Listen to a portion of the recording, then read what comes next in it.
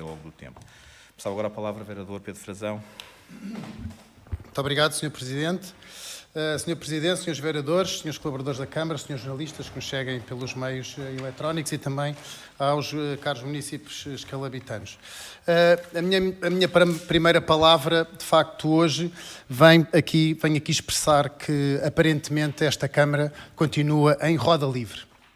Esta maioria absoluta continua a fazer tudo o que aparentemente quer, sem dar muitas contas daquilo que se vem passando nesta Câmara. O Sr. Presidente está, de facto, habituado a reinar ou a presidir em maioria absoluta e isso continua a ser um modus operandi neste Executivo. Se não, venho relembrar o Tribunal de Contas, que não homologou as contas de 2017-2018. Eu denunciei aqui várias vezes essa situação. Não foram dados esclarecimentos públicos até hoje aos municípios. Andei 3 meses a pedir a resposta que foi enviada ao Tribunal de Contas. A resposta oficial, finalmente chegou-me a resposta em cima do horário de uma reunião final e continua tudo bem, continua sem haver as contas. Obviamente o Tribunal de Contas, que eu saiba, não deu procedimento a essa resposta e, portanto, as contas continuam sem estar homologadas e está tudo bem. As obras públicas continuam com as derrapagens orçamentais que nós sabemos, continuam com o delay, portanto, com o atraso da conclusão que nós sabemos, várias obras em Santarém. O Sr. Vereador das Obras de Santarém, agora Vice-Presidente Teixeira Leite, convidou-nos a todos para fazer uma visita a todas as obras de Santarém. Perguntou-me, muito amavelmente, que eu agradeci, que dias é que eu podia visitar as obras públicas. Eu disse que pelos trabalhos parlamentares, uma vez também sou deputado da Assembleia da República, que podia ir visitar as obras numa segunda-feira, numa terça-feira de manhã ou numa quarta-feira de manhã e parece que agora a visita às obras foi marcada para uma sexta-feira. Pronto, agradeço da minha parte realmente a consideração, mas parece mesmo que não querem que eu vá visitar as obras, na verdade. Outra situação é a crise dos bombeiros de Santarém. Há mais de um ano que se fala da crise dos bombeiros em Santarém. Eu próprio muito alertei para isso durante a minha campanha eleitoral autárquica, portanto, em setembro do ano passado, em 2021. Aliás, eu vou falar um bocadinho dos bombeiros um bocadinho mais à frente, mas continua tudo bem, não há esclarecimentos a dar. Portanto, tudo isto e muitos outros casos que se vêm falando aqui, tudo numa aparente paz. Quando falam os senhores vereadores do PS, que também estão neste Executivo, e com os senhores vereadores do PSD, vivem todos num país das maravilhas, tudo isto com o beneplácito da comunicação social regional. Agora, quando foi este caso dos bombeiros sapadores, teve que vir um órgão de comunicação nacional, uma televisão nacional, para denunciar a falta de socorro que existiu em Santarém, porque os órgãos de comunicação social regional estão todos de bico fechado. Eu espero que isto não tenha nada a ver com os ajustes diretos de milhares de euros que esta Câmara dá, que vai atribuindo a vários órgãos de comunicação social, que nós bem sabemos quais são, mas eu pergunto aos senhores jornalistas que nos estão a seguir pelos meios eletrónicos onde é que está o jornalismo de isenção nesta capital distrito, quando muitas vezes referem até o vereador do Partido Chega, que se chama Pedro Frazão, por acaso de não saberem, quando referem o vereador, era bom pôr nome nas pessoas para saber quem é que está a falar.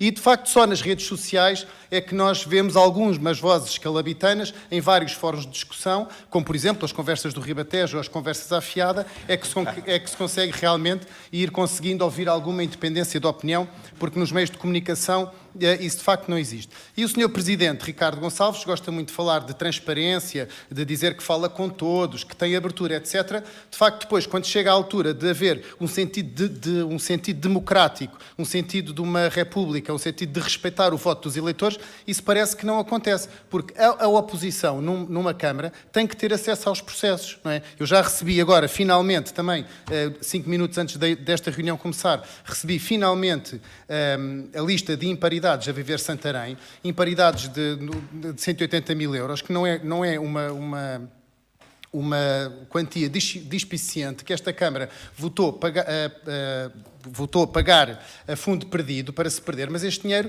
é dinheiro dos contribuintes e, apesar dos senhores vereadores do PS, não sei se também já receberam esta lista ou se prescindiram de a receber. Pois, nunca mais perguntaram sobre ela, não foi? É porque, de facto, nessa reunião de Câmara, quando foi votado os 180 mil euros, fizeram a pergunta, mas depois votaram a favor, depois calaram-se e nunca mais se lembraram disso. Pois eu continuei a perguntar pela lista dos devedores, ela está aqui e agora vai ser analisada. Mas, além da lista lista dos devedores, nós tínhamos que saber outra coisa, que era, para cada um destes devedores, o que é que foi feito? Foi feita alguma injunção? Foi feito algum processo judicial para recuperar este dinheiro? Estas pessoas não pagaram porquê? Não pagaram e foram-se embora, foram em paz à sua vida, sem saber o que é que aconteceu.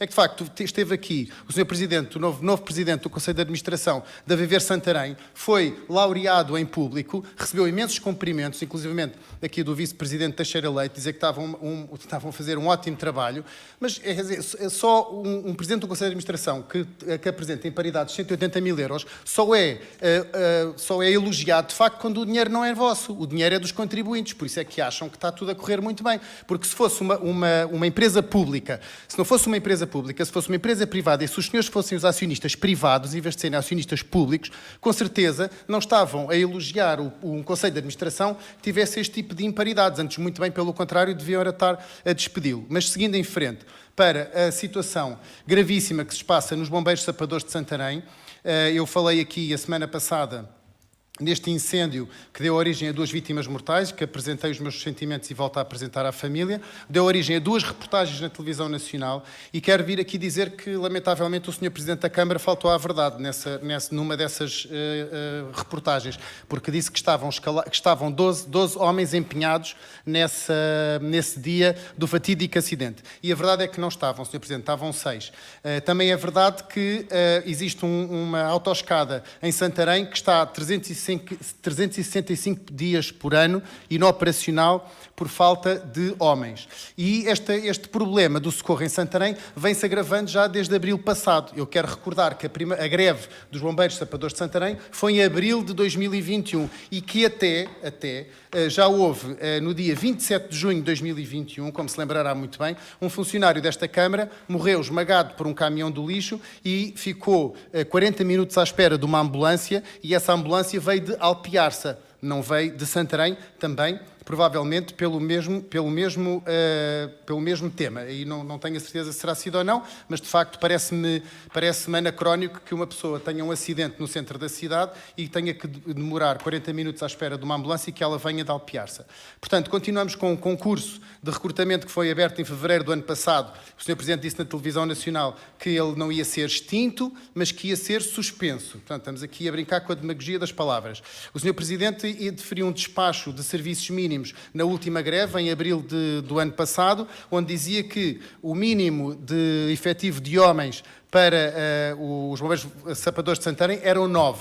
Ora, ultimamente, pelo que se sabe, nem sequer o próprio despacho do Sr. Presidente da Câmara, dizendo que os mínimos eram 9, esse próprio mínimo também não é garantido. E, portanto,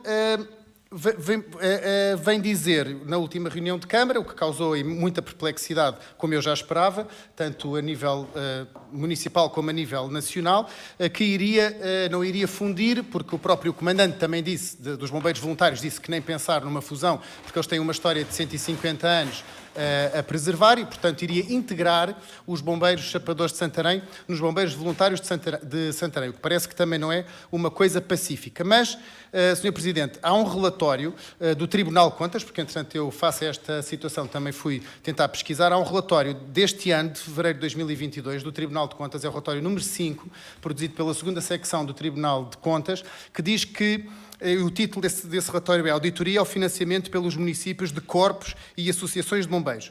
E esse relatório diz que alerta para que as injeções de dinheiro dentro das associações é a fundo perdido e sem garantia de socorro. Portanto, está na página, eu depois posso-lhe facultar o relatório, se o Sr. Presidente quiser, nas páginas 105 e dê também uma olhadela ao exemplo que o Tribunal de Contas dá como mau exemplo do que acontece em Tomar. E, portanto, aqui o que vai acontecer, se de facto existir essa integração, é que, neste momento, quem é o responsável pelas EIPs, portanto, pelas equipas de intervenção permanente dos bombeiros de sapadores, é o Sr. Presidente. E se eles...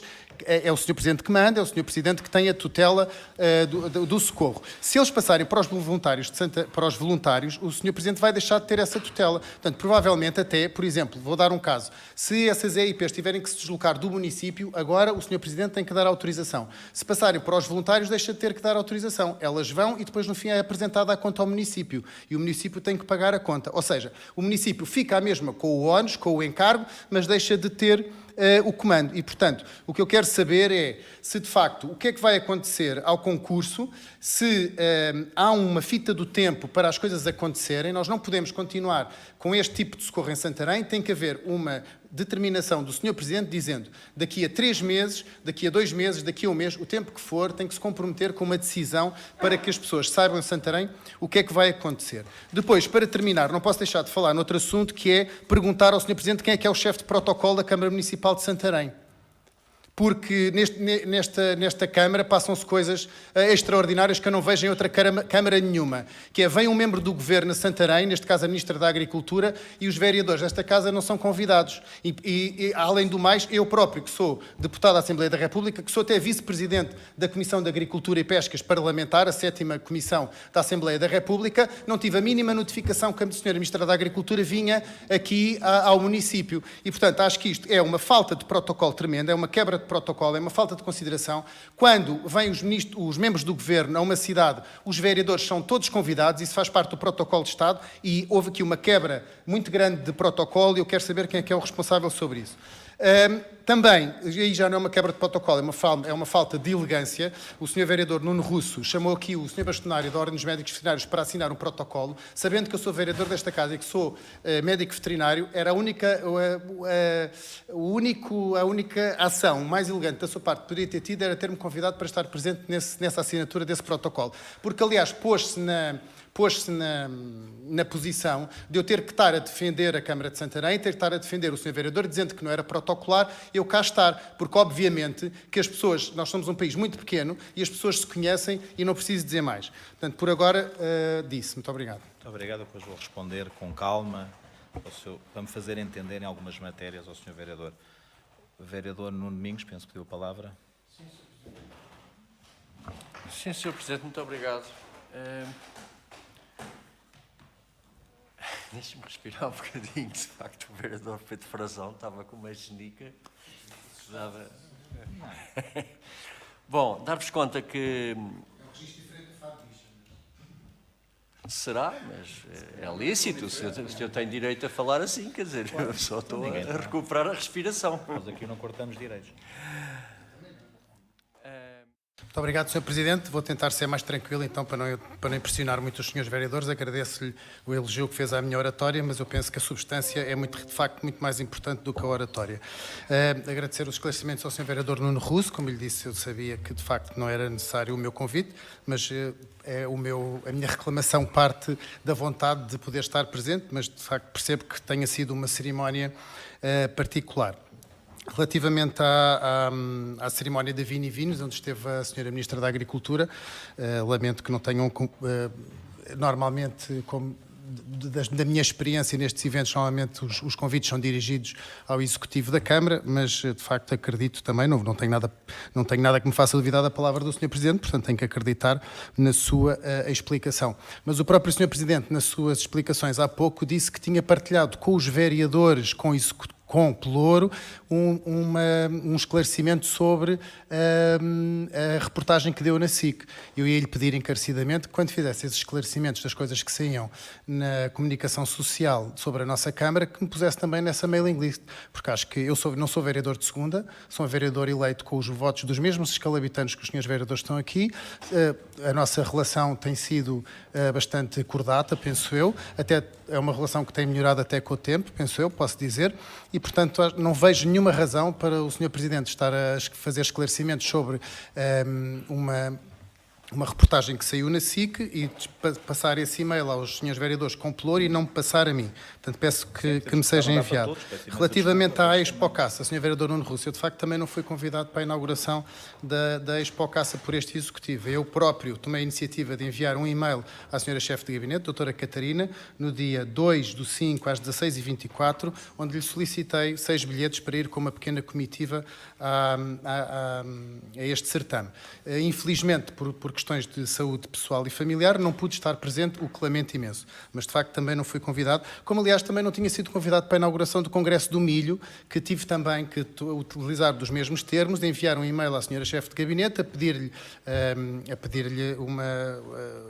entradas, ao que ela fez essa operacionalização. Relativamente aos bombeiros, Sr. Presidente, tomo nota que não disse qual é que era o tempo em que iria tomar essa decisão, falou em alguns tempos, portanto, daqui a alguns tempos iremos tomar a decisão. Eu penso que é uma decisão urgente, todos nós queremos mais operacionalidade, o que o Sr. Presidente disse, eu subscrevo na íntegra, todos queremos mais operacionalidade no socorro em Santarém. Não estamos aqui a fazer política com a desgraça alheia, aliás, eu mencionei só os casos para fazer uma ilustração daquilo que se está a passar, mas de facto o que é importante é o que está na base. E o que está na base é que há uma corporação de bombeiros que depende desta Câmara que devia ter 80 homens e só tem 32. Esse é que é o problema. Se o concurso vai ficar extinto ou vai ficar suspenso, não podemos brincar com as palavras. A senhora Vice-Presidente, doutora Inês Barroso, que está aqui nesta reunião, prometeu há vários meses atrás, em fevereiro, penso eu, que esse concurso iria terminar. Entretanto, a doutora Inês Barroso saiu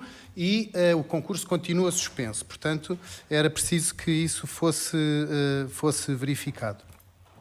Relativamente ao mais, só para dar uma pequena nota, é que eu estive já aqui a avaliar esta lista de imparidades da Viver Santarém. Afinal, não são 180 mil euros, são 216 mil euros e 55 euros e 18 cêntimos.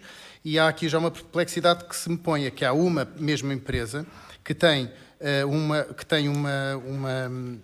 portanto, não pagou 13 mil euros em 2016, depois em 2017 foi contratada novamente e não pagou 2.400 euros, depois em 2017, depois em 2018 ficou a dever à Viver Santarém 53.699 mil euros e em 2019 voltou a ficar ou seja, há aqui mais 53 mil euros, há aqui um fornecedor que ano após ano vai sendo contratado e deixa essas verbas por pagar.